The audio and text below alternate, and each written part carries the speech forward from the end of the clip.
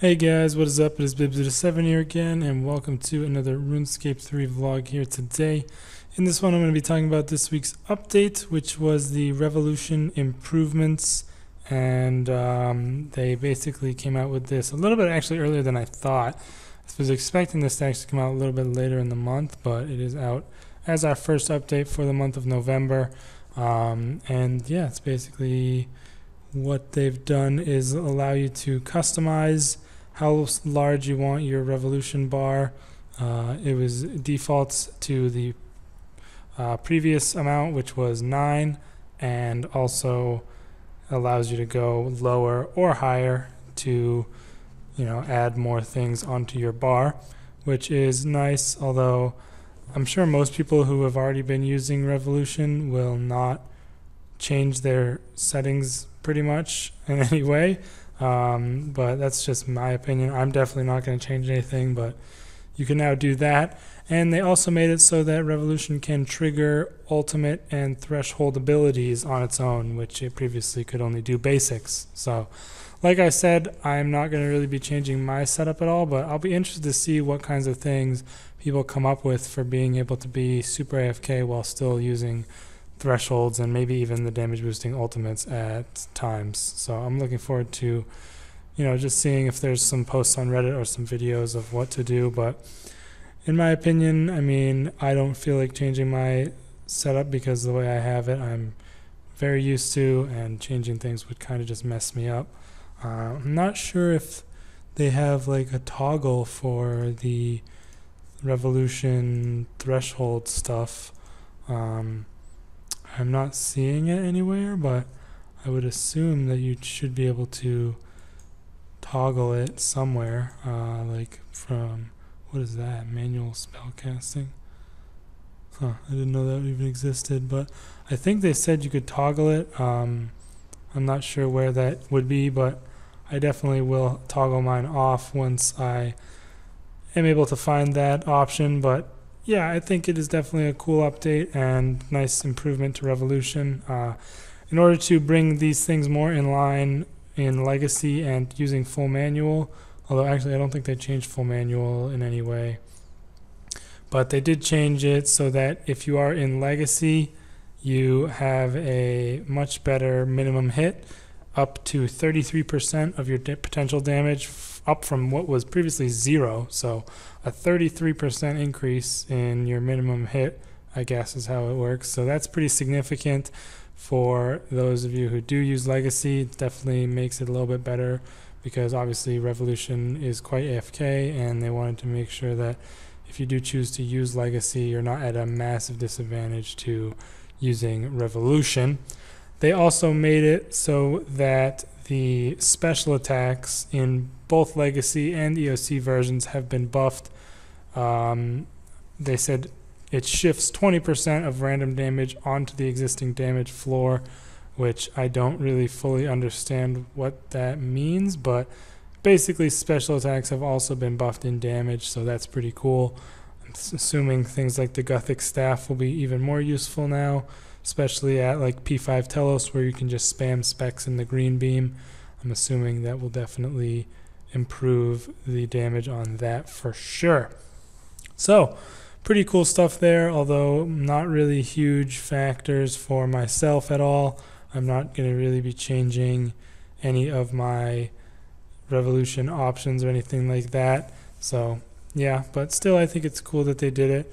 And there's also some new event going on called Going Like Clockwork, and it seems like it's kind of like a prelude to the Christmas event, where you need to collect 10,000 clockwork pieces and bring them to Ira in Burthorpe before the 26th of November. But as far as I can tell, this doesn't actually start until the 13th of November, so I don't really understand why they are why they posted it this week, because it doesn't come out till next week, like on Monday. So that's kind of confusing to me, but I guess we'll find out more later on. But basically it seems like another one of those events where you get these things from skilling and you can turn them in or turn them into loot boxes for cosmetics and stuff like that. So obviously nothing too new, but they are doing that.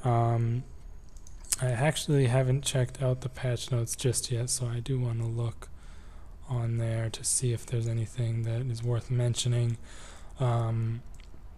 really quick here. So I'll just go ahead and pull this up over here to make it a little bit more easy to follow along with me. The ability to quick travel to temple trekking is now available on the Mortmire Swamp entrance gates. Oh, I see. I don't think this is what... I think this is like written wrong. You can quick travel from the Mortmire Swamp entrance gates to the Nature Spirits Grotto, which is what I think they're referencing here. You don't quick travel to temple trekking. That doesn't make any sense, but that's good because previously you'd have to go to the temple trekking interface and change the option. So I'm glad they have made it a little easier. They've actually increased the amount of pets you can have in your pet house to 30, which is cool. There was definitely not a lot of the there was definitely not like a ton of those allowed before, and there was way more pets than that, but I'm sure 30 is still not enough, but it's good that they can do that, increasing them. And they made it so that coins you get from the QBD go straight to your money pouch. That's nice. Previously, it wasn't a huge deal, but you'd have to take them out of your money or take them out of the chest and then add them yourself. But yeah, that's not a huge deal. But glad to see they've improved that. Let's see if they've got anything else important in here. These are the ninja fixes, and they put them at the top, which is not what they tend to do. But they've added some more quest accept interfaces, which is good, I guess. So you know when you are starting a quest. Oh, they added a ton of them. Holy cow! A lot of quests now have those accept interfaces. That is good. And they're also changing a lot of quest rewards to lamps, which I guess is good. I never understood why they were doing all that, but I guess it's just to make it so if you want and choose to not get the XP, you have that option now for quite a few quests, although not nearly as many as have had their own quest accept screen added, but still I think it's cool. Let's see what else they have here. Every summoning scroll now has a tooltip of what the effect is. That's pretty cool.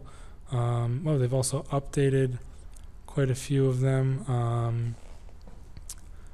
Doesn't seem like a lot of them are, it doesn't seem like any of these are going to be super impactful changes, but that's still cool. Your luck of the dwarves now increases that. That's cool. Not super important though. Looks like nothing else really important in here. Just quickly scrolling through to see if there is anything important in this patch notes section. Pop-up message. Not really seeing anything. Then there's the graphical stuff. So that is it for this little section of the patch notes, and that's probably going to be it for this video, you guys. Nothing too interesting this week, unfortunately. Just those patch notes, really. Nothing too really much to talk about. And the Revolution improvements are cool, but nothing really, in my opinion, that is worth mentioning. But either way, hope you guys did enjoy this video. Let me know what you think of these Revolution improvements in the comments. I am starting to work on my Telos guide, and I'm also working on the second episode of the Collection King series, as well as a other series that I'm not actually going to mention right now, but should be pretty cool as well. Thanks for watching, guys. I'll see you in the next video.